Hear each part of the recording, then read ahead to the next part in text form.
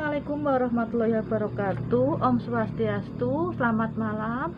Bersama lagi dengan Bunda Gendis ya. Bunda Gendis akan membahas tentang ciri-ciri orang yang mempunyai ilmu leluhur atau yang diikuti leluhur ya. Dalam hal ini adalah keilmuan ilmu leluhur.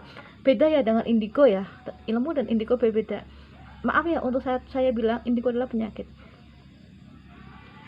Tahu nggak kenapa indigo penyakit? Orang yang melihat orang yang bisa melihat setan, kuntilanak atau jenis makhluk-makhluk halus yang menyeramkan, berarti dalam tubuh dia ada satu energi yang sama. Berarti indigo itu penyakit ya, bukan berbeda dengan keilmuannya. Indigo ya bisa seperti itu karena kurang pemahaman, tapi itu nggak ada masalah. Yang penting dalam hal ini urip adalah urup, dimana kita bisa hidup tapi yang bisa berguna untuk orang lain.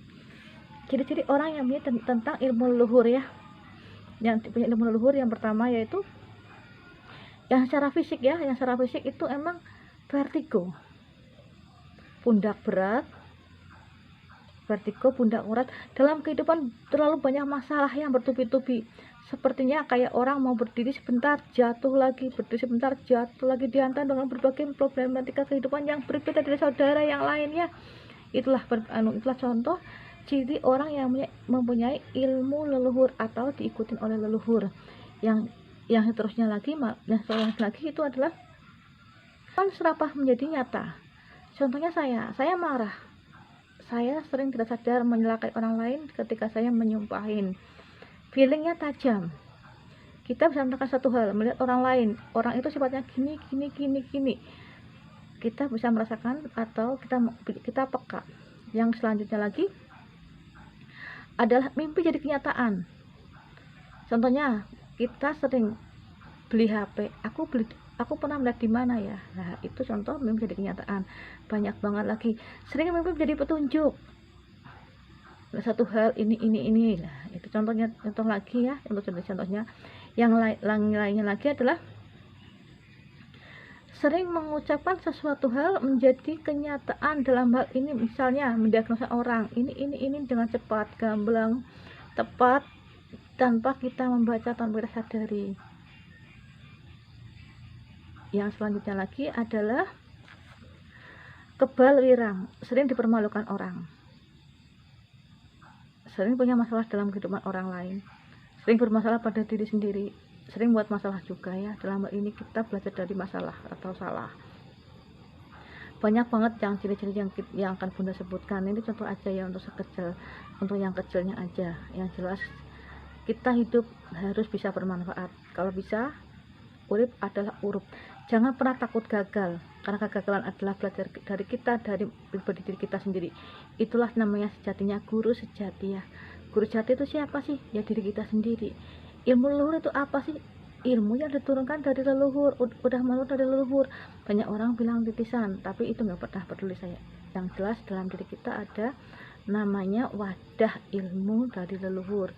Beda nggak dengan hodam? Insya Allah ada perbedaannya. Hodam adalah yang mengikuti kita, biasanya berwujud.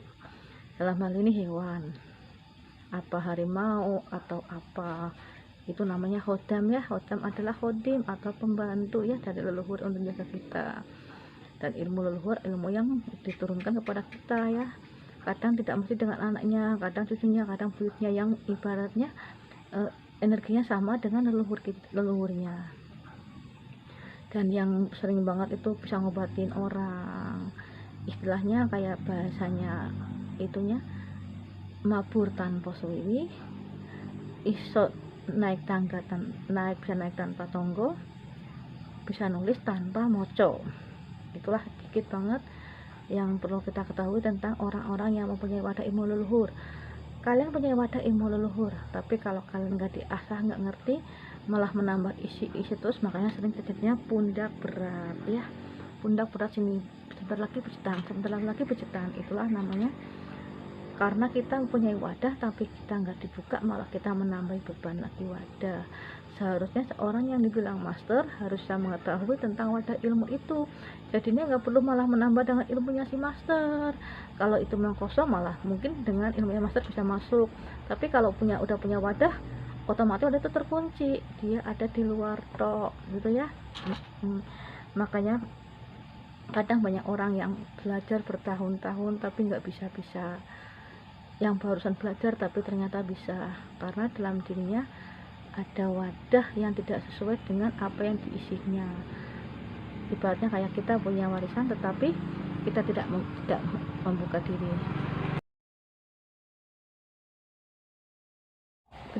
Terus ada pertanyaan lagi ya, contohnya gini, gimana Bunda cara mengasah atau membuka ilmu leluhur kita? Bisa jadi kita bertanya sama orang lain ya, yang memahami. Ingat, yang memahami dan mengerti, bukan orang yang pintar. Karena ilmu yang berhubungan terkait dengan ilmu leluhur itu biasanya orang yang mau membaca sandi-sandi dalam tubuh kita. Biasanya terbaca di sini ya. Itu arahnya dari siapa ilmunya, itu dari leluhur, dari ibunya atau dari bapaknya.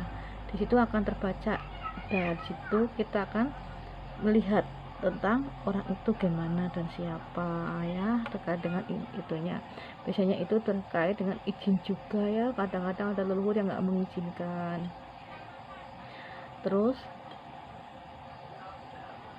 bisa jadi kita harus sabar dengan kehidupan ya, yang dengan berat, yang kita harus ikhlas dengan kehidupan ini, seolah bahwa yang terjadi itu adalah suatu takdir yang harus dilewati tanpa mengeluh ya. Itu bisa menjadi buka dengan cara itu, buka itu.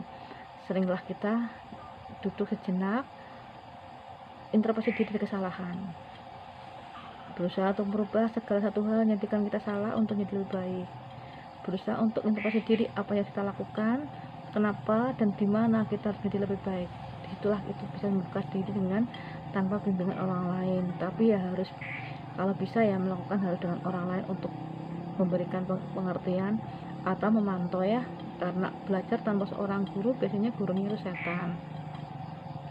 Yang lain lagi ya, kita harus bisa namanya apa itu, balance dengan alam.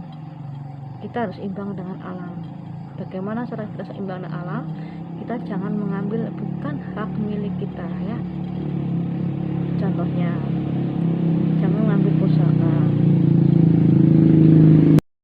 jangan ngambil pusaka yang di dalam alam, contohnya kayak keris atau apapun dalam alam, karena itu adalah jaga ya.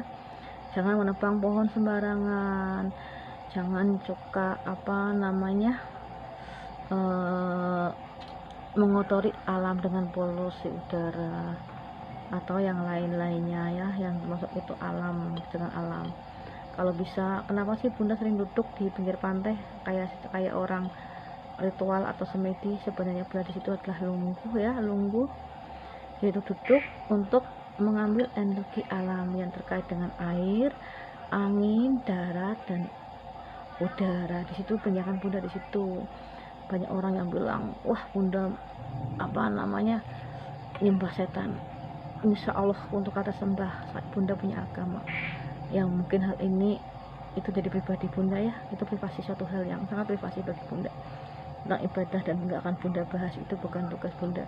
Tugas Bunda adalah menyuarakan tentang alam, itu pun versi Bunda ya, bukan versi orang lain, mungkin agak berbeda juga.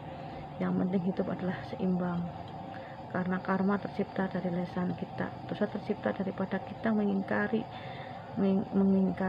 Tuhan, aturan Tuhan, dan bencana terjadi karena kita tidak bersahabat dengan alam. Itulah ya, terjadinya karma karena lesan dan tindakan kita, terjadinya bencana karena kita tidak menghargai alam, terjadinya dosa karena kita suka melanggar aturan Tuhan. Itulah pada perbedaan-perbedaan sendiri. Makanya kalau bisa kan harus balan ya antara semuanya ya, tidak harus baik tapi tidaknya harus balan, karena setiap kebaikan adalah tabungan ya, dan kebaikan dan tabungan kejahatan. Dimana saat kita terjatuh ada orang menolong, berarti kita punya tabungan kebaikan. Di mana kita terjatuh ternyata kita nggak ada yang nolong, berarti tabungan kejahatan kita lebih banyak. Itulah artinya kehidupan harus balan, tidak harus baik, tidaknya harus imbang ya. Dan banyak lagi yang akan Bunda bahas. Untuk kali ini Bunda sedikit aja ya, karena kebetulan Bunda sedang bermain ke rumah teman. Sebelumnya minta maaf. Waalaikumsalam warahmatullahi wabarakatuh. Om Santi Santi Om. Salam Rahayu Nusantara. Selamat malam. Jangan lupa ya subscribe. Thank you, makasih. Bye bye.